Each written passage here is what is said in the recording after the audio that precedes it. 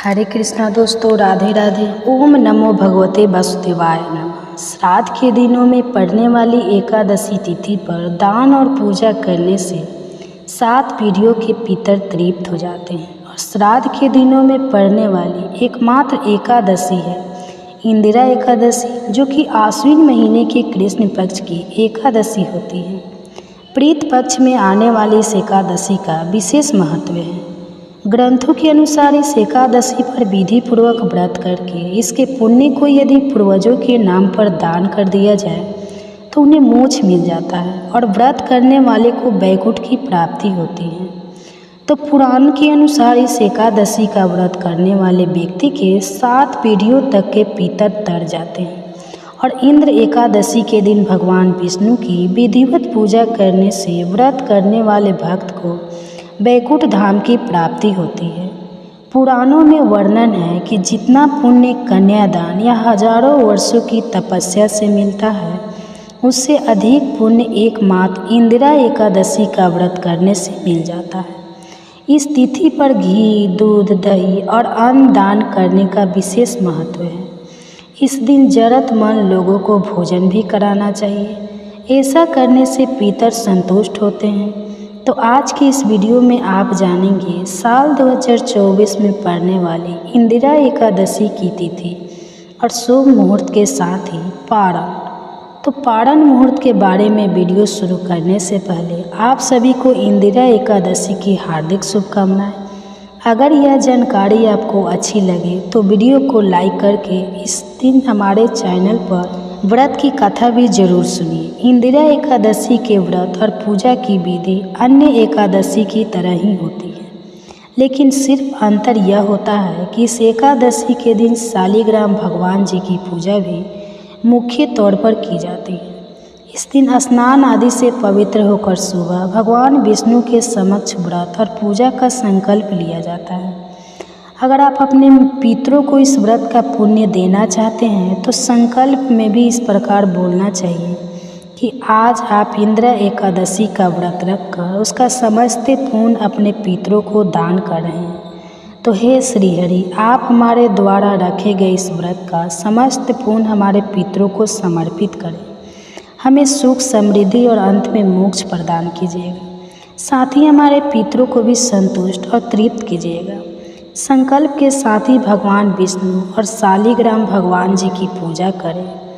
पूजा में अबीर, गुलाल, योग पवित्र, मौसमी पुष्प और मौसमी फल रखने चाहिए। साथ में तुलसी पत्र जरूर चढ़ाएं। धूप दीप जलाकर मंत्रों का जाप करने के बाद कथा पढ़नी चाहिए और सबसे अंत में आरती करने के बाद पंचामृत पाठ कर ब्राह्मणों को भोजन कराकर दक्षिणा देनी चाहिए। इस दिन पूजा और प्रसाद में तुलसी जी की पत्तियों का प्रयोग अनिवार्य रूप से करना चाहिए। एकादशी के दिन दान करना बहुत शुभ माना जाता है, लेकिन दान करते समय आपके मन में पुण्य कमाने का या एहसान करने का भाव नहीं होना चाहिए, क्योंकि अहंकार रहित और बिना किसी स्वार्थ के किया गया दान ही फलित हो। इस विषय में मनुष्य स्मृति में वर्णन मिलता है। तपः परम कृति योगे त्रेतायाम ज्ञान मंचते यज्ञ मेवाहरु तनम एकम कलो युग। अर्थात सतयुग में तप, त्रेता में ज्ञान, द्वापर में यज्ञ और कलयुग में दान मनुष्य के कल्याण का एकमात्र साधन है। इस पर एकादशी तिथि 27 सितंबर शुक्रवार दोपहर 1:02 से शुरू होगी और 28 सितंबर शनिवार की दोपहर 2:05 पर समाप्त होगी। और इस पर एकादशी का व्रत केवल 28 सितंबर दिन शनिवार को ही रखा जाएगा। एक दिन पहले यानी 27 सितंबर शुक्रवार को 10वीं तिथि के नियमों का पालन किया जाएगा। द्वादशी तिथि शुरू होगी 28 सितंबर शनिवार को दोपहर 2:51 से और समाप्त होगी 29 सितंबर रविवार की दोपहर 4:04 पर। तो 28 सितंबर को यानी एकादशी व्रत के दिन सूर्योदय सुबह 6:02 पर और सूर्यास्त शाम 6:03 पर होगा। ब्रह्मा मुहूर्त सुबह 4:45 से 5:33 तक और इस दिन स्वार्थ सिद्धि योग बन रहा है। सिद्धि योग सुबह से लेकर रात 11:10 तक रहेगा। बाद में साध योग प्रारंभ हो जाएगा। अभिजीत मुहूर्त सुबह 11:53 से 12:41 और राहु काल सुबह 9 बजे से 10:30 बजे तक रहेगा। एकादशी पारण के दिन यानी 29 सितंबर रविवार को सूर्योदय सुबह 6:02, सूर्यास्त शाम 6:12 पर, ब्रह्मा मुहूर्त सुबह 4:45 से 5:33 तक रहेगा। इस दिन सारा दिन ही साध योग रहने वाला है। अभिजीत मुहूर्त सुबह 11:53 से दोपहर 12:04 तक रहेगा और राहु काल दोपहर 4:30 से 6 बजे तक रहेगा। हरिवासर का समय 28 सितंबर शनिवार को यानी एकादशी व्रत की रात को 8 बजे तक समाप्त हो जाए। समय व्रत नहीं खोला जाता है और एकादशी व्रत खोलने का यानी व्रत पारण का शुभ मुहूर्त 29 सितंबर रविवार को सुबह 6:02 से 9:05 तक रहेगा। उम्मीद है यह वीडियो आपको पसंद आई होगी। हरे कृष्णा दोस्तों, राधे राधे। अश्वत्थामा की गलती को श्री कृष्ण ने था सुधारा, एक अभागिन माँ को मिला था सहारा।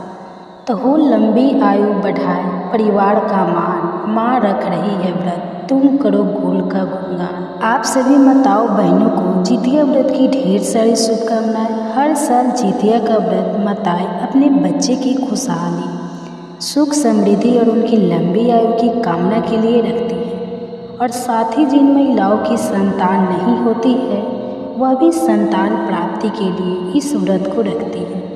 दिन माताएं भगवान जीमूत वाहन की और चील सियारन की पूजा करती है। जितिया व्रत को जितिया या जीवित पुत्री का व्रत के नाम से भी जाना जाता है और हर साल आश्विन महीने की कृष्ण पक्ष की अष्टमी तिथि को यह व्रत रखा जाता है।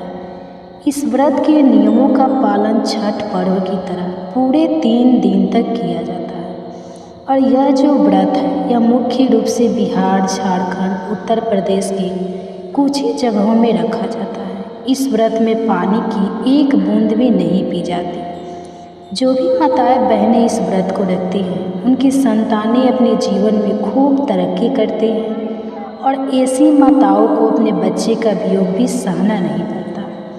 जितिया का व्रत एक ऐसा पर्व है जिसमें मछली खाकर भी पूजा की जाती है।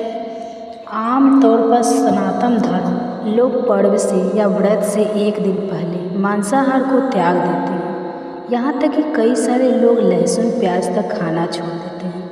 लेकिन जितिया के पर्व में ऐसी मान्यता है कि मछली और मरुआ की रोटी खाकर इस पर्व की शुरुआत की जाती है। लेकिन जिन जगह भी ऐसा नियम नहीं है वहाँ पर केवल सात्विक भोजन ही एक दिन पहले करना चाहिए। आज के इस वीडियो में मैं आपको बताऊंगी कि जितिया व्रत की संपूर्ण पूजा विधि क्या है, आपको किस प्रकार से पूजा करनी है, किन किन बातों का ध्यान रखना है। जीवित पुत्री का या जितिया व्रत रखने से एक दिन पहले नहाए खाए का दिन होता है और अगले दिन यानी खरजितिया के दिन आपको सुबह से निर्जला व्रत रखना होता है। और जितिया व्रत की जो पूजा है मुख्य पूजा वह शाम को प्रदोष काल के समय की जाती है। तो सुबह से जो आप व्रत रखें लेकिन शाम की पूजा करने से पहले भी आप एक बार स्नान कर लें, साफ स्वच्छ वस्त्र पहन लें, अच्छे से श्रृंगार कर लें, सिंदूर या महावर आदि लगा लें और पूजा करने के लिए अब आपको एक लकड़ी की चौकी बिछाना है। मुंह आपका पूर्व या उत्तर की ओर होना चाहिए। चौकी पर लाल या पीला वस्त्र आपको बिछाना है। फिर तुरैया चीनी का पत्ता आपको लेना है। अगर आपको यह पत्ते ना मिले तो आप पान का पत्ता भी ले सकते हैं। अब सबसे पहले जीमूत वाहन भगवान और फिर चील और फिर सियारन के लिए इन पत्तों का आपको आसन लगाना है। चौकी के ऊपर आपको अलग अलग पत्ते रखकर इनका आसन लगाना है। अब पूजा के लिए रखे गए चावल में थोड़ी सी हल्दी और पानी डालकर उन्हें पीला रंग लें, क्योंकि तिलक लगाते समय पीले अक्षत चढ़ाए जाते हैं। पूजा में पीला सिंदूर चढ़ाया जाता है। तो अब आप तीनों पत्ते पर थोड़े थोड़े से अक्षत रखें। अक्षत का आसन लगाएं जिनके ऊपर आप मूर्तियाँ की स्थापना करेंगे। यह जो मूर्तियाँ हैं इनमें जीमूत वाहन की जो मूर्ति है वह बहुत ही जगह पर कुशा से बनाई जाती है और कुछ लोग आज के दिन मिट्टी से भी जीमूत वाहन भगवान की मूर्ति बना लेते हैं। चील और सियारन की मूर्ति भी बना लेते हैं। यह आप मार्केट में यदि मिलती हो तो वहाँ से भी आप खरीद कर स्थापित कर सकते हैं। जितिया व्रत की जो पूजा होती है वैसे खास तौर पर किसी नदी या तालाब के किनारे की जाती है। अगर आपके यहाँ पर ऐसी व्यवस्था नहीं है तो आप अपने घर पर भी इस पूजा को कर सकते हैं। अब यहाँ पर एक बात का विशेष ध्यान आपको रखना है कि जिन महिलाओं की सास होती है उन्हें चौकी पर 3 पत्ते रखकर पूजा करनी चाहिए, और जिन महिलाओं की सासू माँ जीवित नहीं है उन्हें 1 पत्ता सास के नाम का भी अलग निकाल कर रखना चाहिए, क्योंकि जितिया के व्रत के बारे में ऐसा कहा जाता है कि पहले इस व्रत को सासू माँ ही रखती है और उनके बाद बहू इस व्रत को रखती है। अब 1 पत्ते पर जीमूत वाहन भगवान की, दूसरे पर चील और तीसरे पत्ते पर सियारन की मूर्ति रखेंगे। आप मिट्टी के प्रतीक रूप में यह मूर्तियाँ बना सकते हैं। मूर्ति स्थापित करने के बाद अब आपको चौकी के पास में ही रोली, हल्दी या अबीर गुलाल से चौक पूर्णास भी पूरा सकते हैं। अब सबसे पहले हम गणेश भगवान की पूजा करके मुख्य पूजा आरंभ करेंगे। एक सुपारी में आप कलावा बांधकर पान के पत्ते के ऊपर उस सुपारी को गणेश भगवान का प्रतीक मानकर स्थापित कर लीजिए। अब एक पुष्प की सहायता से जल छिड़ककर भगवान गणेश जी को स्नान कराएंगे। फिर वस्त्र रूपी कलावा अर्पित करेंगे। गणेश भगवान जी को हल्दी और अक्षत से तिलक लगाएंगे। पुष्प माला या पुष्प अर्पित करेंगे। अगर आप नदी के किनारे ये पूजा कर रहे हैं तो आपको यह ध्यान रखना है कि आपको अलग अलग से कलश की स्थापना करने की आवश्यकता नहीं है। अगर घर पर आप पूजा कर रहे हैं तो अलग की कलश की स्थापना भी जरूर करनी चाहिए। आप दीप कलश की स्थापना भी कर सकते हैं। दीप कलश की स्थापना करने के लिए आप एक लोटा लेकर उसके कंठ पर कलावा लपेट दें 3 बार, और फिर उसमें गंगा जल मिलाकर शुद्ध जल भरें। गंगा, यमुना, कावेरी नदियों का स्मरण करें, उनका आह्वान करें। अब जल के लोटे में अक्षत, सुपारी, 1 सिक्का और हल्दी की गांठ अगर आपके पास है तो वह आप डालें। हल्दी की गांठ नहीं है तो आप 1 चुटकी हल्दी पाउडर भी डाल सकते हैं। थोड़े से पुष्प और अक्षत कलश के अंदर डालें और उसके बाद आप कलश में आम या अशोक के या फिर पान के 5 या 7 पत्ते लगाएं। इसके बाद आप चावल या गेहूं से भरी हुई 1 कटोरी कलश के ऊपर रखें, और उस कटोरी के ऊपर आपको अब दीपक जलाकर रखना होता है, जिसे हम दीप कलश कहते हैं। इस तरह से आप दीप कलश की स्थापना कर लेंगे। इसके बाद आपको मुख्य पूजा शुरू करनी है। पूजा शुरू करने से पहले अभी आपको जो दीप कलश की स्थापना की है उसकी पूजा करनी है। दीप कलश पर आप रोली, कुमकुम, अक्षत से तिलक लगाकर या स्वास्तिक बनाकर पुष्प अर्पित करें। हाथ जोड़कर दीपक को प्रणाम करें, क्योंकि जो दीपक होते हैं वह हमारी समस्त पूजा के साक्षी हैं। अब धूप जलाकर सभी भगवान को दिखाएं। जीमूत वाहन भगवान, चील, सियारन और गणेश भगवान जी को धूप दीप दिखाएं। ध्यान रखें कि जो दीप कलश की स्थापना में आपने दीपक ऊपर जलाकर रखा है उसे आपको बार बार नहीं हटाना है। दीप दिखाने के लिए आप अलग से एक दिया और जलाकर रख सकते हैं, और जब आप आरती करते हैं उस समय भी आपको यह दिया नहीं हटाना है। अलग से आप कपूर जलाकर या अलग से जो दिया आपने जलाकर रखा हुआ है उससे ही आपको आरती करनी होती है। इस व्रत में धागे का या फिर सोने या चांदी का जितिया का लॉकेट पहना जाता है, और उसकी पूजा भी आपको इस दिन करनी होती है। अब चौकी पर विराजित जीवित वाहन भगवान, चील और सियारन को जल का छींटा देकर स्नान का भाव करेंगे। जितिया के धागे पर आपको केवल जल का छींटा लगाकर तिलक लगाना है, और इस जितिया के धागे या लॉकेट को आपको झीनी के पत्ते या फिर पान के पत्ते पर रखना है। अब जीमूत वाहन भगवान को चंदा, रोली का तिलक लगाएंगे। जीमूत वाहन भगवान जो है वो गंधर्व राजकुमार है। जीमूत वाहन भगवान के बाद चील और सियारन को पीला सिंदूर का तिलक लगाएंगे, और अब जीमूत वाहन भगवान को जनेऊ अर्पित करेंगे। हाथ जोड़कर सभी को प्रणाम करेंगे। अब आप भगवान को पुष्प अर्पित करें। जीमूत वाहन भगवान को आज के दिन जनेऊ जरूर अर्पित करें। अब खीरा या इसके अलावा जो भी आपको फल मिलते हैं वह आप भगवान को अर्पित करें। भोग में आज के दिन 1 दिन पहले भिगोए गए चने, कड़ाही और फल, मिठाई, अनार से जो भी पकवान आपके यहाँ चढ़ाए जाते हैं वह भगवान को पकवान आप चढ़ाएं और यह भोग आप किसी पात्र में रखकर या फिर पान के पत्ते पर या चीनी के पत्ते पर रखकर ही अर्पित करें। इस दिन चिवड़ा भी बहुत सी जगह पर अर्पित किया जाता है।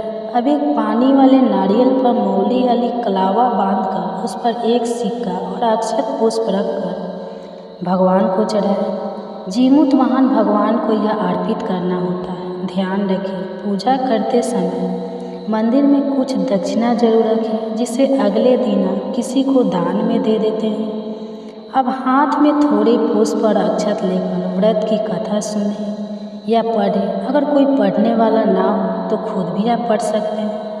अगर आपके पास किताब है तो किताब की पूजा भी आप करें। किताब को आप तिलक लगाएं और उसके बाद कथा का शुभारंभ करें। कथा करने के बाद आपको आरती करनी है। आरती करने के लिए अलग से एक दीप जलाकर या कपूर जलाकर आप आरती कर लीजिएगा। सबसे पहले गणेश भगवान जी की, फिर जीवित वाहन भगवान जी की, चील और सियारन की आरती करने के बाद जल से 3 बार आचमन करके प्रणाम करें। दिन भर उपवास रखने के बाद शाम की पूजा में 3 बूंद जल से आप आचमन यदि करते हैं तो उससे व्रत खंडित नहीं होता है। आचमन करने के बाद आप हाथ जोड़कर प्रणाम करें। अपने द्वार की गई पूजा को स्वीकार करने का आग्रह करें। अपनी संतान, अपने परिवार की सुख समृद्धि के लिए कामना करें।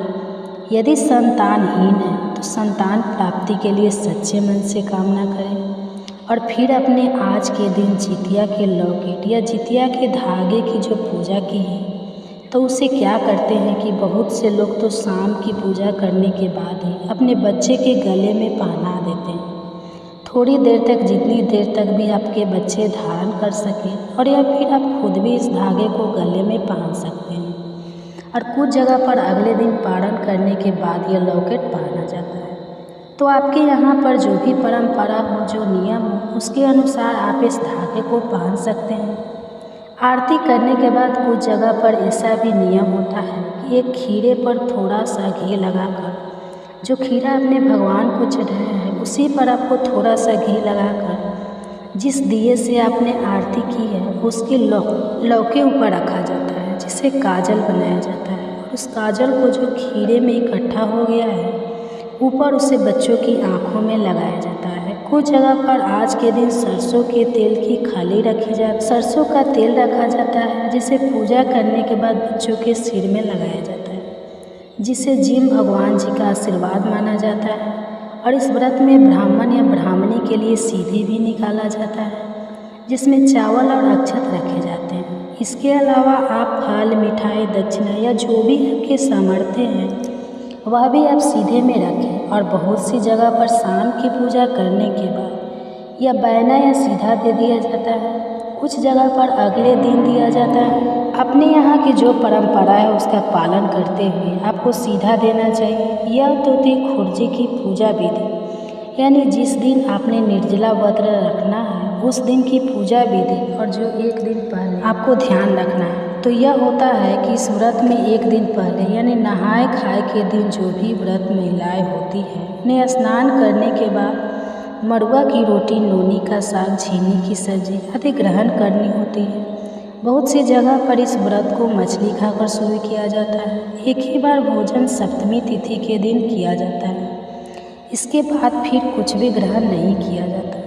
और व्रत पारण के दिन सुबह सूर्योदय होने के बाद यानी सूरज उगने के बाद आपको जल ग्रहण करना होता है। जो भी पकवान आपके यहाँ भोग में लगाए जाते हैं अपने अपने यहाँ की मान्यताओं के अनुसार आपको वो पकवान या जल या कच्चा दूध ग्रहण करके व्रत का पारण करना होगा। व्रत पारण कैसे किया जाता है इसकी अलग से वीडियो आपको मिल जाएगी। अगर आपको यह जानकारी अच्छी लगी हो तो वीडियो को लाइक करके ज़्यादा से ज़्यादा लोगों तक शेयर भी जरूर कीजिए। हरे कृष्णा दोस्तों, राधे राधे। दोस्तों, आप सभी का स्वागत करती हूँ मेरे अपने चैनल वंदना काव्य में। तो कैसे हैं आप सब, तो यह बताने के लिए कमेंट बॉक्स में जय माता दी हमेशा की तरह जरूर लिखिए। तो चलिए दोस्तों, आज हम इस वीडियो में जानेंगे जीवित पुत्री का व्रत मतलब जितिया व्रत से संबंधित बहुत सारी महत्वपूर्ण बातें जो कि जानना बेहद जरूरी है। और आप लोगों के कुछ महत्वपूर्ण प्रश्न हैं, क्योंकि जितिया के व्रत में ना छोटी छोटी गलतियों के लिए भी कहीं माफ़ी नहीं है। तो ध्यान रखिएगा, एक कॉपी लीजिएगा या पेज लीजिएगा और एक पेन लीजिएगा और लिख लीजिएगा कि आपके द्वारा किसी भी प्रकार की गलती ना हो, क्योंकि यह जो जितिया का व्रत है ना, जीव के लिए यह व्रत किया जाता है। तो कोशिश करें कि आपके द्वारा किसी भी प्रकार की गलती ना हो। तो चलिए वीडियो को शुरू करते हैं। सभी कुछ समझाकर बताऊंगी, समय निकालकर जरूर सुनिएगा। तो इसी के ऊपर आज का यह हमारा वीडियो है, तो आप लोग बने रहिए मेरे साथ मेरे चैनल पर। अगर आपको मेरा वीडियो पसंद आता है तो प्लीज़ आप मेरे चैनल को सब्सक्राइब कर दीजिएगा, बेल आइकन को प्रेस कर दीजिएगा, जिससे कि मेरे वीडियो के नए नोटिफिकेशन आप सभी के पास सबसे पहले पहुँचे। तो चलिए शुरू करते हैं और सभी महत्वपूर्ण बातें जान लेते हैं। तो सबसे पहले दोस्तों आपको बता दूँ, आश्विन माह जिसको कि कुंवारा का भी महीना हम कहते हैं, आश्विन माह के शुक्ल पक्ष की सप्तमी से यह व्रत शुरू हो जाता है। सप्तमी को नहाय खाए रहता है, अष्टमी के दिन हम व्रत करते हैं और नवमी के दिन हम पारण करते हैं। जितिया का पारण का शुभ मुहूर्त क्या है वह भी मैं आपको बता दूँगी, और पूजा का शुभ मुहूर्त क्या है वो भी आगे मैं वीडियो में आपको बता दूँगी। तो सबसे पहले आप लोगों को प्रश्न है कि व्रत कब रखनी है। कुछ लोग बोलते हैं कि 24 को रखा जाता है और कुछ लोग बोल रहे हैं कि 25 को रखा जाएगा। तो हमें व्रत कब रखनी है तो आपको बता दूं कि देखिए 25 सितंबर को हमें व्रत रखनी है। दिन है बुधवार, बुधवार के दिन हमें व्रत रखनी है। मंगलवार के दिन नहाय खाए है और गुरुवार के दिन हमें पारण करनी है। तो जिन लोगों को मान लीजिए कुछ प्रॉब्लम है, जैसे गुरुवार का व्रत और जितिया का पारण, जितिया का व्रत रखे ही थे, अगर व्रत आप लोग नहीं रख सकते हैं तो आप लोग गुरुवार का व्रत आप लोग छोड़ सकती हैं, केवल पूजा पाठ कर लीजिएगा, क्योंकि शरीर जो है ना होश में नहीं रहता। जितिया के पारण के दिन तो व्रत मत रखिएगा, आगे आपकी इच्छा है, नहीं तो तबीयत खराब हो जाए। तो 25 सितंबर दिन बुधवार को हमें व्रत रखनी है। नहाए खाए से लेकर पारण तक के संपूर्ण नियम विधि पहला वीडियो डाल चुकी हूँ। एक ही वीडियो में बार बार एक ही चीज़ बताऊंगी तो वीडियो बड़ा हो जाता है, तो पिछला वीडियो आप लोग ज़रूर देखिएगा, ठीक है। दूसरा आप लोगों का प्रश्न है कि उस दिन जैसे मैं पहला एक वीडियो डाली हूँ कि प्रीत पक्ष में हमें पीला सिंदूर नहीं लगानी चाहिए, तो आप लोगों का प्रश्न है कि जितिया के दिन तो हम लगाते हैं, तो क्या जितिया जो व्रत है ना, जीवित पुत्री का जो व्रत है प्रीत पक्ष में ही पड़ता है। तो हर व्रत को ऐसा नहीं किया जाता है। तो प्रीत पक्ष में नया व्रत कैसे उठाएंगे वो भी आप लोग उठा सकते हैं, क्योंकि यह हर साल प्रीत पक्ष में ही पड़ता है, तो आप लोग उठा सकते हैं। और व्रत बहुत अधिक मायने रखता है। तो व्रत के दिन हम पीला सिंदूर भी लगाएंगे, सिंदूरा से भी सिंदूर आप लोग लगा सकते हैं, सिनोरा से, या आप लोग पीला पूजा का सिंदूर या जो भी अपने घर का रखिए सिंदूर लगा लीजिएगा। और पैरों में महावर आप लोग पूछे कि हम लोग 3 लगाकर कथा वगैरह सुनते हैं, तो जी उस दिन हम पैरों में महावर भी लगाएंगे, मांग में सिंदूर भी भरेंगे और सभी कार्य हम करेंगे जितिया व्रत के दिन, ठीक है। इसका आप लोग चिंता मत कीजिएगा कि प्रीत पक्ष में है तो कैसे करें। अगला आप एक चीज़ और ध्यान रखिएगा, अगला नियम क्या है, जिनकी सास नहीं है वह व्रत के दिन सिंदूर नहीं लगाती। स्नान करने के बाद बाकी लोग स्नान करके सिंदूर लगा लेते हैं। अगर मान लीजिए आप गंगा स्नान के लिए गई है, गंगा जी में स्नान कर रहे हैं, सिर के ऊपर से वहाँ पर पूजा पाठ गंगा जी को करके आप मांग में सिंदूर लगा सकती हैं। लेकिन घर में अगर आप जितिया व्रत के दिन अगर आप लोग स्नान किए हैं तो आपको सिंदूर नहीं लगानी है। आपको सिंदूर कब लगानी है, जिनकी सास नहीं है वो ध्यान रखेंगे कब लगानी है, पारण के दिन। पारण के दिन जब सभी भोजन वगैरह बन जाता है, पूजा पाठ हम अपने जिनकी सास नहीं है सास के नाम से कर लेते हैं, उनको भोग प्रसाद चढ़ा देते हैं, उनको टीक लेते हैं। पूजा पाठ करने के बाद फिर से हम वहीं पर बैठ के अपने सिंदूरा सिंदूरा से या जो भी पीला सिंदूर आप रखें अपने मांग में, तब आप लोग भी भर सकते हैं। लेकिन जिनकी सास नहीं है वो व्रत के दिन सिंदूर नहीं लगाते। बाकी आप अपने घर का नियम देख लीजिएगा और बाकी लोग स्नान करके सिंदूर लगाएंगे। जितिया के दिन सिर के ऊपर से हमें स्नान करनी चाहिए। सभी नहीं करते हैं। देखिए, एक तो व्रत की वजह से भी लोग करते हैं कि सिर ठंडा रहेगा, और जिनकी सांस नहीं है उन्हें पक्का सिर के ऊपर से स्नान करनी है, क्योंकि बालों में कंघी भी नहीं करनी है, सभी को नहीं करनी है। उस दिन बाल वगैरह हमें नहीं तोड़नी चाहिए, क्योंकि कोई भी चीज़ जितिया के दिन ना ही तोड़नी है, ना ही काटनी है, ना जैसे खींचनी है, कुछ भी कार्य नहीं करना है। तो आप लोग उस दिन बालों में कंघी भी मत कीजिए, और सिंदूर जिनकी सांस नहीं है उन्हें नहीं लगाना। सिर के ऊपर से क्यों नहाते हैं, स्नान करते हैं? क्योंकि सांस के मुख में पानी जाता है, तो इसलिए आप लोग सिर के ऊपर से स्नान कीजिएगा। जो पानी टपके पोछा अगर मत, वही पानी आपके सांस के मुख में जाता है, तो ऐसा माना जाता है उसी से उनका तरण तारा होता है। तो इसलिए जिनको लड़की है वो भी जितिया का व्रत कर सकती है, जिनको लड़का है वो भी कर सकती है। क्योंकि लड़का नहीं है तो आपकी सास को मान लीजिए तरण तारा कौन करेगी, कौन पूजा पाठ करेगा, कौन चढ़ाएगा, तो इसलिए सभी को करनी चाहिए। बाकी जिनकी सास है अपने घर में पूछ लेंगे एक क्लियर, तो किसी को भी उस कंघी नहीं करना है। बातों को ध्यान से समझते चलिए।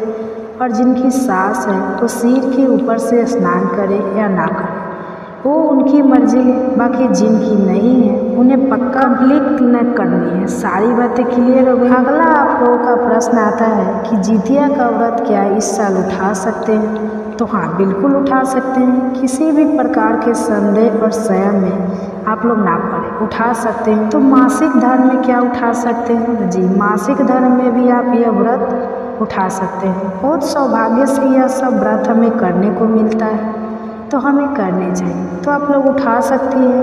पूजा पाठ किसी अन्य से करवा लीजिए, बैठकर साइड में कहीं आप लोग कथा कर लीजिए, और मानसिक पूजा मन में भगवान को प्रणाम कर लीजिए। भगवान महिलाओं की मजबूरी समझते हैं, तो इस बात का आपको ध्यान रखनी है।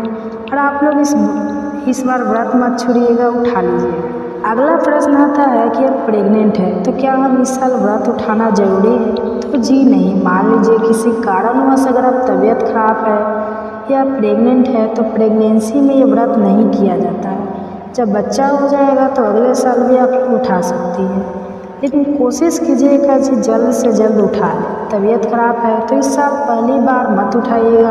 और जिनके बच्चे हैं और वो प्रेग्नेंट है, दूसरी बार 3 महिलाओं को क्या करनी है कि आप लोग फल और जल पे रहा जाता है, तब तो रहिए। क्योंकि यह जो व्रत है ना, जैसे संतान के दीर्घायु के लिए व्रत किया जाता है, उत्तम स्वास्थ्य के लिए, हमारे संतान के ऊपर किसी भी प्रकार का संकट ना आए, इसलिए हर माँ एक खरजितिया का व्रत करती है। तो अगर दूसरी बार आप प्रेग्नेंट हैं मान लीजिए, तो आप जो है इसमें निर्जला या व्रत 24 घंटे का है।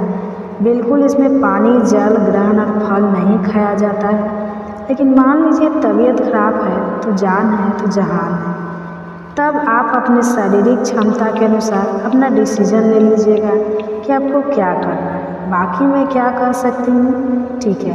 अगर आप लोगों का प्रश्न है कि मतलब कुछ दिन पहले ही बच्चा हुआ है तभी ठीक नहीं रहता, तो क्या इस साल उठाना ज़रूरी है? तो देखिए, बच्चा होने के बाद तो उठा लेनी चाहिए। लेकिन मान लीजिए आपका तबीयत बहुत ज़्यादा ख़राब है, मन नहीं हो रहा है, कमज़ोरी लग रहा है, क्योंकि आप बोली है कि तीज के बाद से मेरा तबीयत ख़राब हो गया, तो अभी तक मैं ठीक नहीं हुई हूँ, तो ठीक है, आप लोग छोड़ दीजिए। अगले साल आप लोग उठाइएगा। एक क्लियर हो गया। अगला नियम क्या है कि जितिया व्रत के दिन आपको दातुन नहीं करनी चाहिए, क्योंकि कुछ लोग दातुन करते हैं, ब्रश करते हैं, लेकिन इसमें तो नियम है कि हमें कुछ भी खार वगैरह नहीं तोड़नी चाहिए। तो आप लोग दातुन वगैरह ना काटें। बस बहुत ज़्यादा प्रॉब्लम है, थूक वगैरह भी बहुत सारी बहनें को लगता है कि बार बार तो आप कुल्ला वगैरह कर सकते हैं, कुल्ला भी करने का नियम नहीं है। लेकिन मान लीजिए कुछ प्रॉब्लम है तो आप लोग कुल्ला वगैरह कर सकते हैं, उंगली से दांत वगैरह साफ कर सकते हैं, लेकिन इसमें दातुन वगैरह आपको नहीं करनी चाहिए। इस बात का आप लोग ध्यान रखिएगा, गलती से भी गलती मत कीजिएगा। सभी चीज़ें नोट कर लीजिएगा, व्रत के दिन पढ़ लीजिएगा, आपके द्वारा कोई गलती नहीं होगी, वरना मेरा वीडियो भी देख सकते हैं। तो टोटल आपकी इच्छा और मर्जी है, ठीक क्या ध्यान से बातों को समझते चलिए। अगला नियम क्या है, आप लोग पूछते हैं कि जैसे हमारी सास है तो चलो चील सियार को देना जरूरी है। तो देखिए हर घर के नियम और परंपरा अलग है। सास रहते हुए भी चील और सियार को हम लोग देते हैं। और जी कुछ ऐसे राज्य क्षेत्र हैं जहाँ सास रहती है तो बहू को सियार को भोजन नहीं देती, मतलब पूजा वगैरह नहीं चढ़ाती है, केवल सास ही चढ़ाती है। तो अगर आपके यहाँ अगर नियम है कि सास चढ़ाती है तो आप मत चढ़ाइएगा। जिनके यहाँ नियम है कि सास के रहते हुए भी बहुत सारे लोग चील और सियार को भोजन देती है तो आप दे दीजिएगा। और जितिया व्रत में सास जैसे नया साड़ी ही पहनती है तो नया साड़ी क्या हम पहन सकते हैं। तो देखिए प्रीत पक्ष में हम लोग तो नया साड़ी नहीं पहनते, जितिया में पहनते, क्योंकि वे व्रत जो है प्रीत पक्ष में पड़ता है। तो हम लोग नया साड़ी पहनकर जितिया का पूजा नहीं करते। और जो भी साड़ी पहनते हैं, जैसे ये भी साड़ी पहनी धुली हुई साड़ी ही पहनते हैं, कोड़ा नहीं पहनते। लेकिन आपके यहाँ अगर नियम है कि कोड़ा साड़ी से न्यू साड़ी से ही जितिया का व्रत किया जाता है तो आप लोग खुशी मन से कीजिएगा, कोई दिक्कत नहीं है। कोड़ा चूड़ी वगैरह बचे तो बचानी चाहिए। बाकी अगर आपके यहाँ पहना जाता है तो आप लोग देख लीजिएगा। तो ये क्लियर हो गया। कितने लोगों का प्रश्न आता है कि हमारा बच्चा नहीं है तो क्या हम जितिया का व्रत कर सकते हैं। तो जी नहीं, जितिया का व्रत जीवित वाहन भगवान से आप लोग प्रार्थना कीजिए, बोलिए उनसे। अगर आपकी गोद भर जाती है तब यह व्रत उठाइएगा, अभी मत उठाइए, थोड़े दिन वेट कर लीजिए। पूरा जीवन तो करना ही है और बहुत कठिन व्रत है, इतना आसान नहीं है। तो आप थोड़ा सा वेट कर लीजिए, भगवान से मन्नत कीजिए, आपकी मन्नत पूरी हो जाएगी तब आप लोग उठा लीजिएगा। और दोस्तों आप सभी से एक छोटी सी रिक्वेस्ट है, अगर वीडियो पसंद आता है तो चैनल को पक्का सब्सक्राइब कर दीजिएगा और वीडियो को लाइक कर दीजिएगा, क्योंकि आपके एक लाइक से हमें बहुत अधिक हिम्मत और प्रेरणा मिलती है। तो ज़रूर कीजिएगा, बिल्कुल मत भूलिए। अगला आप लोगों का प्रश्न है कि जैसे हरियाल बरियाल का पौधा नहीं मिलता है तो क्या करें। तो देखिए पूजा विधि तो ऐसे सारे ओल्ड वीडियो मेरे चैनल पे हैं, सब कुछ करके दिखाएंगे। तो हरियाली बरियाली का अगर पौधा नहीं मिलता है तो आप तुलसी जी के पौधे के पास बैठकर पूजा पाठ कर लीजिएगा, कलश रख लीजिएगा। और सिंपल विधि से ही कलश रखते हैं, आप लोग भी रख लीजिएगा। और आप लोग जो है और जितिया व्रत का कथा सुन लीजिएगा और तुलसी जी से ही अखबार में लीजिएगा, ठीक है। तुलसी जी के पौधे से ही आप लोग ले लीजिएगा, किसी प्रकार की चिंता ना करें। और अगला आप लोगों का प्रश्न आता है कि नहाए खाए के दिन हम मंगलवार का व्रत करते हैं तो कैसे करें। तो जो लोग मंगलवार का व्रत करते हैं या जो लोग गुरुवार के व्रत करते हैं पारण के दिन, आप लोग वो व्रत साप्ताहिक अगर करते हैं तो छोड़ दीजिए, क्योंकि हेल्थ का ध्यान रखिएगा, तबीयत खराब हो जाएगा, लेने के देने पड़ जाएंगे। कोई देखिए शरीर जब तक साथ देता है ना तभी तक सभी अपने हैं, तभी तक सब लोग आपको प्यार करते हैं। तबीयत खराब हो जाएगा, क्योंकि ये जो व्रत है ना बहुत अधिक कठिन है, तो इसलिए थोड़ा चिंता हो जाती है। लेकिन हम लोग उतना कर नहीं पाते हैं। तो आशा करती हूँ कि सभी बातें अभी आप लोगों के समझ में आ गई होगी। तो ये वीडियो मेरा यहीं तक का था, फिर मिलती हूँ एक नए वीडियो में। तब तक के लिए नमस्कार, स्वस्थ रहिए, सुरक्षित रहिए और जहाँ कहीं भी रहिए खुश रहिए। धन्यवाद। संगत में रहने पर भी मुझे आपसे इस प्रश्न का उत्तर प्राप्त नहीं हो पाया और इसी कारण मेरा मन हमेशा अशांत रहता है। अपने शिष्य की बात सुनकर गुरुजी मंद मंद मुस्कुराने लगे। फिर उन्होंने कहा कि बेटा इतनी भी क्या जल्दी है, अभी कुछ दिन और ईश्वर के चरणों में भी था, फिर मैं तुम्हें ईश्वर प्राप्ति का मार्ग बताऊंगा। कुछ दिन और बीते तो फिर से शिष्य को गुरुजी ने अपने सामने पाया। गुरुजी ने पूछा, तुम सचमुच ईश्वर का साक्षात्कार करना चाहते हो? सच में तुम ईश्वर को पाना चाहते हो? तो वह युवक बहुत उत्साहित होकर अपने गुरु से कहने लगा, हाँ गुरुजी, मैं बिल्कुल भगवान को पाना चाहता हूँ। गुरुजी बोले, ठीक है, आज मैं तुम्हें ईश्वर प्राप्ति का मार्ग बतलाता हूँ, चलो मेरे साथ। अब गुरुजी अपने शिष्य को लेकर नदी की ओर चल पड़े।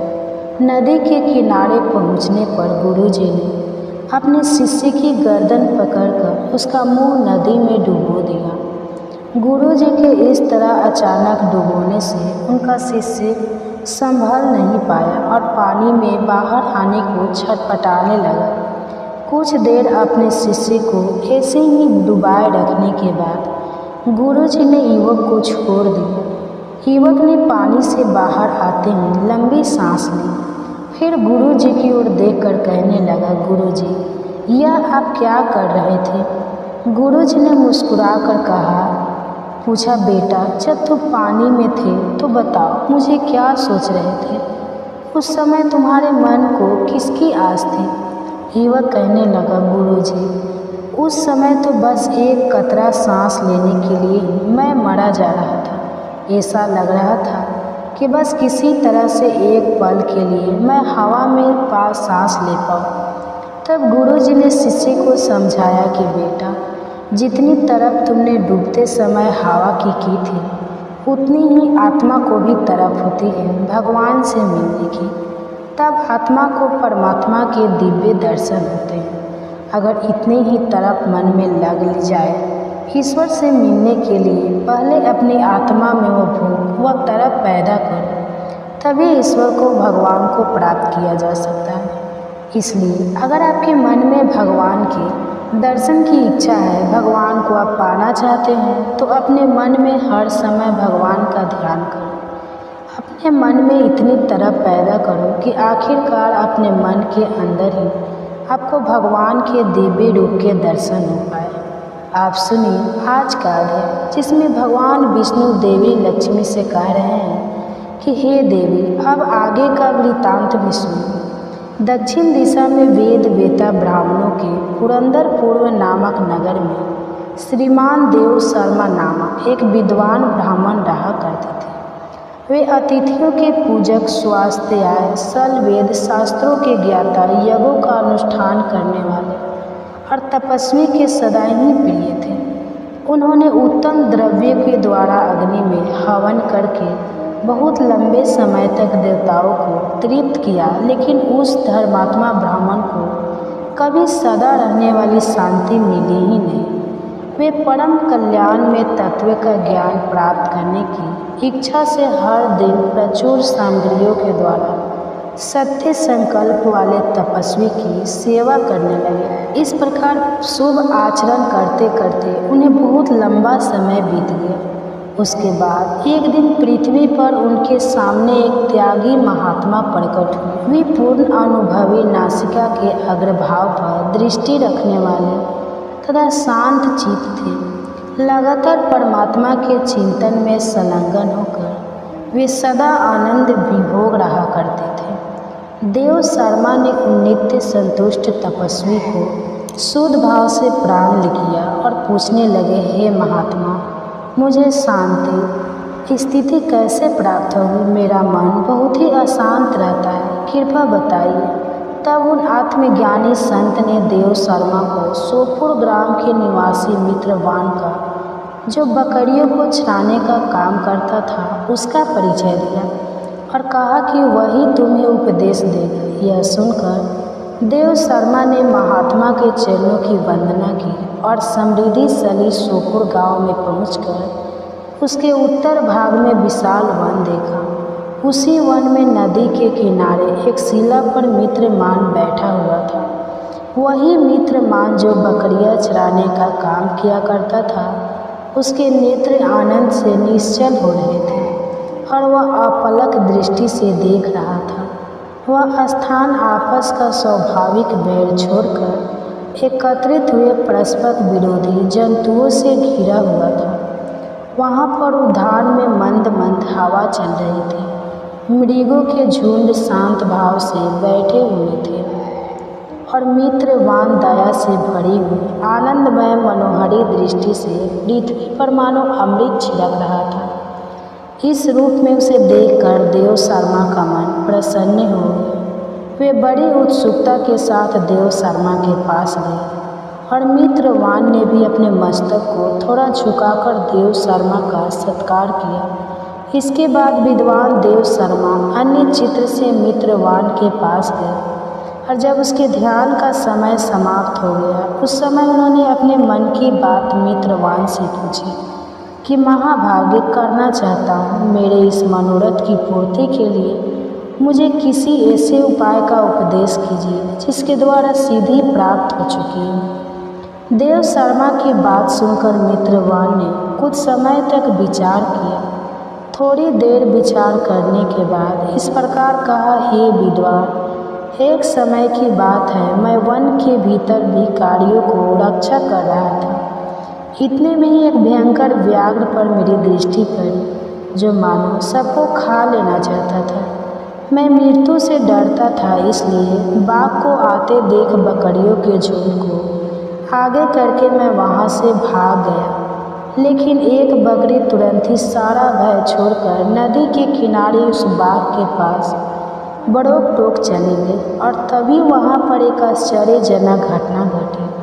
वह बाघ भी द्वेष छोड़कर चुपचाप वहीं खड़ा हो गया। उसने बकरी को खाया ही नहीं। उसे इस अवस्था में देखकर वह बकरी बोली, बाघ, तुम्हें तो तुम्हारा मनपसंद भोजन प्राप्त हुआ है। मेरे शरीर से मांस निकालकर प्रेम से खाओ ना। तुम इतनी देर से खड़े हुए क्यों हो? तुम्हारे मन में मुझे खाने का विचार क्यों नहीं हो रहा?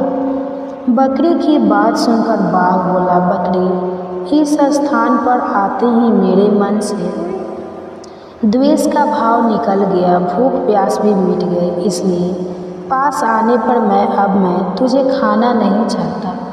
बाघ के ऐसा कहने पर वह बकरी बोली कि ना जाने मैं किससे निर्भय हो गई हूँ। इससे क्या कारण हो सकता? अगर बाघ तुम जानते हो तो जरा बताओ तो। यही सुनकर बाघ कहने लगा, मैं भी नहीं जानता। चलो सामने खड़े हुए इन महापुरुष से पूछते हैं।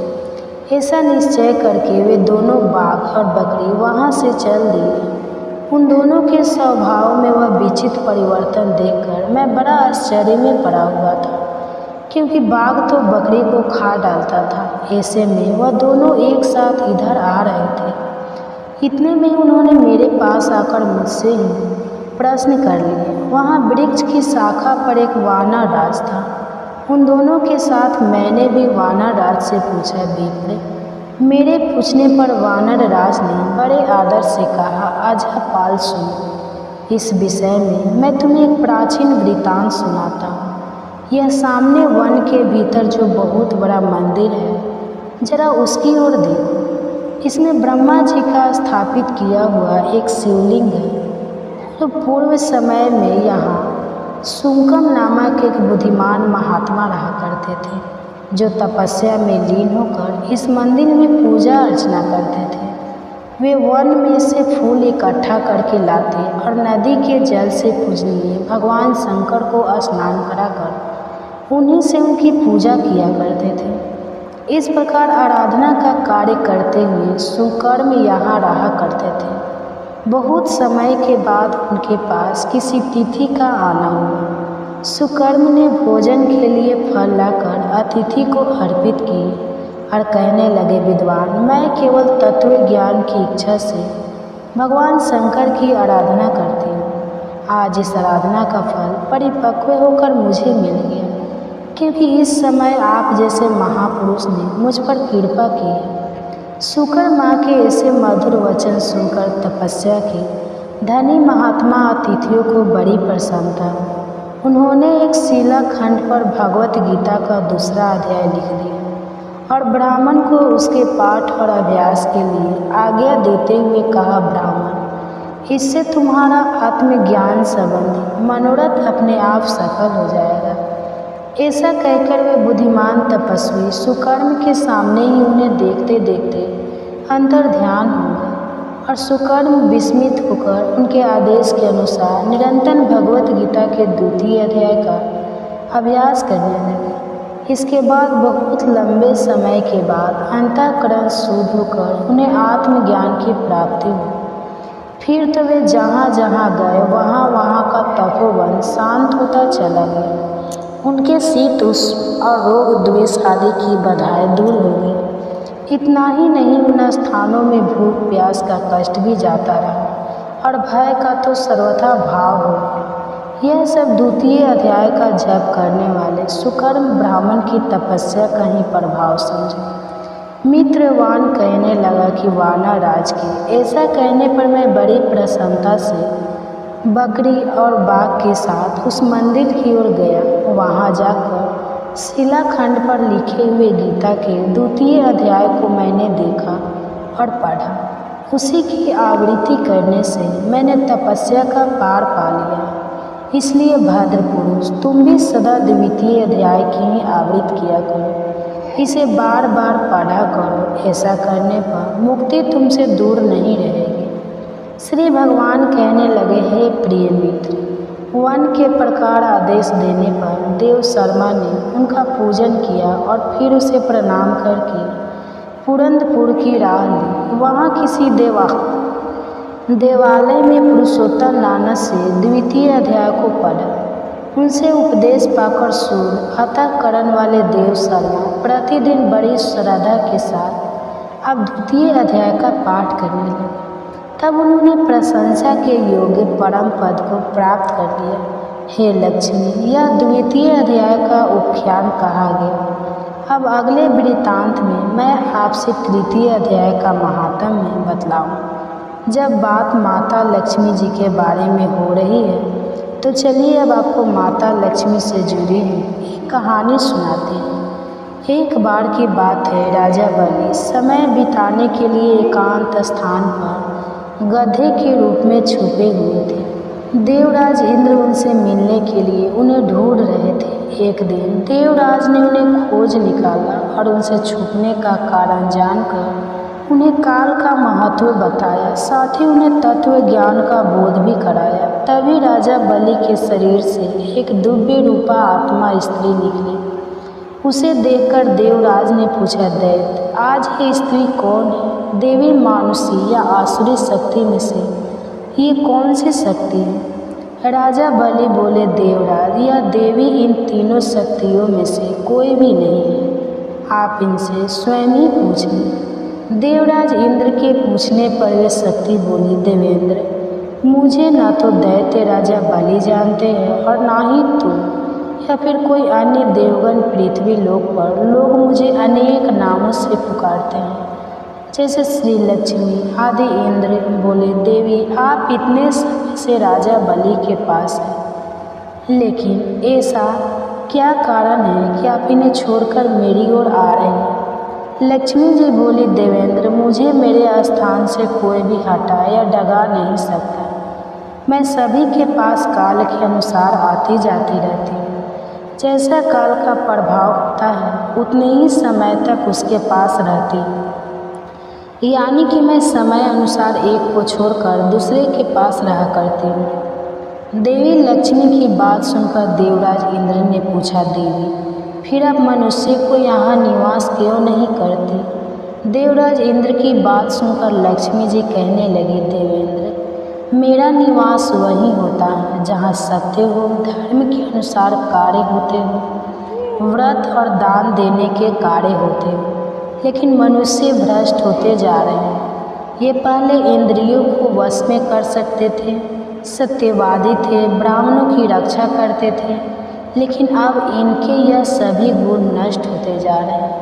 ये तब उपवास नहीं करते, यज्ञ, हवन, दान आदि से इनका कोई संबंध ही नहीं बचा। पहले यह रोगी, स्त्रियों, वृद्धों, दुर्बल की रक्षा करते थे, गुरुजनों का आदर करते थे, लोगों को क्षमा देते थे। लेकिन अब अहंकार, मोह, लोभ, क्रोध, आलस्य, अविवेक, काम आदि ने इनके शरीर में जगह बना ली। यह लोग पशु तो पाल लेते हैं, लेकिन वह चारा नहीं खिलाते।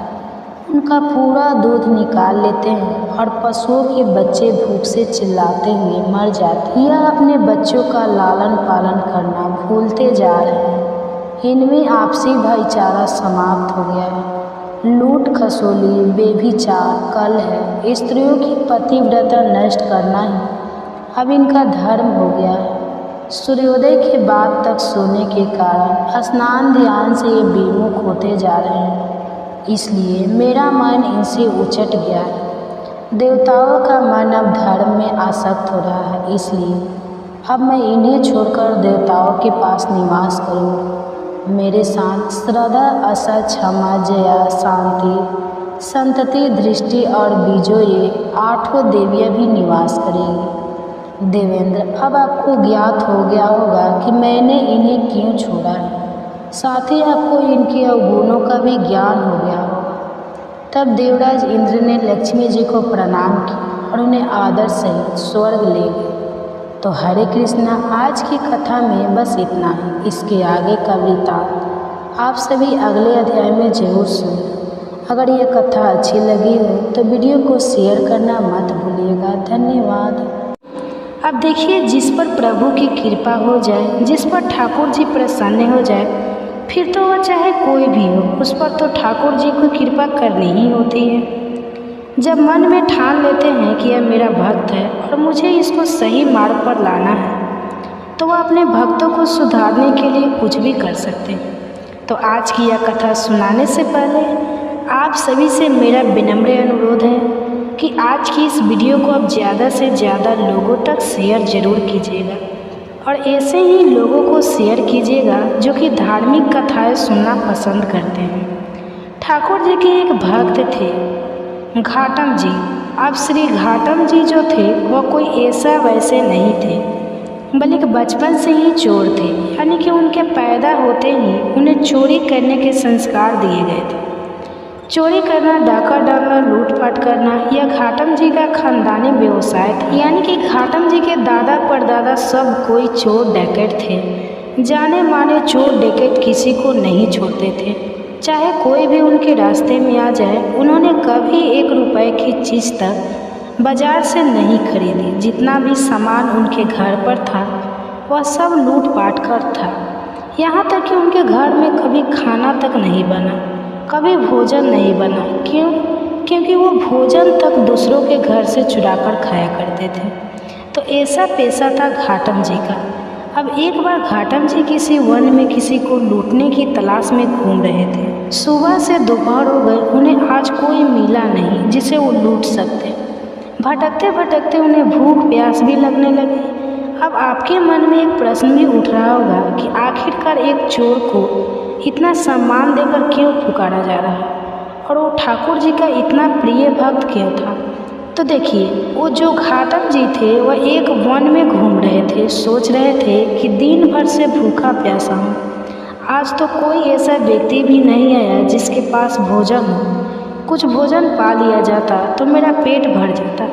अब भटकते भटकते वह घने जंगल में पहुँच गए। उन्होंने देखा कि किसी वृक्ष के नीचे आंसू बहाते हुए कोई संत महाराज बैठे हुए हैं। वह संत भगवान के ध्यान में मग्न थे, आंखें बंद थी और भगवान का मन ही मन दर्शन कर रहे थे।